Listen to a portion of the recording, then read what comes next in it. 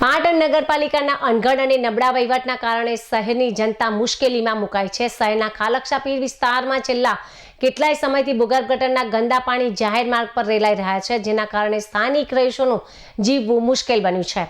ખાલક્ષા પીર માર્ગ પર આવેલી ઝીલ સોસાયટી તેમજ સાઈ વિલા તેમજ દેવાંશી સોસાયટી પાસે ભૂગર્ભ ગટરના ગંદા પાણી અતિશય વેગથી ફુવારાની જેમ બહાર આવી રહ્યા છે। આ દૂષિત પાણી જાહેર માર્ગ પર ફરી વળ્યા છે। ગંદા પાણી રસ્તા પર જમા થવાને કારણે સમગ્ર વિસ્તારમાં ભારે દુર્ગંધ પણ ફેલાઈ રહી છે। પાણી ભરાઈ રહેવાના કારણે મચ્છરોનો ઉપદ્રવ ચિંતાજનક રીતે વધી રહ્યો છે, જેથી ડેન્ગ્યુ અને મલેરિયા જેવા રોગોનો ફેલાવાનો ખતરો પણ ઊભો થયો છે। જાહેર માર્ગ પર ગટરના દુર્ગંધયુક્ત પાણી રેલાતા વાહન ચાલકોને રાહદારીઓને પસાર થવામાં ભારે હાલાકી ભોગવવી પડી રહી છે। નગરપાલિકા તંત્રની આ ઘોર બેદરકારી સામે સ્થાનિક રહીશોમાં ભારે રોષ જોવા મળી રહ્યો છે।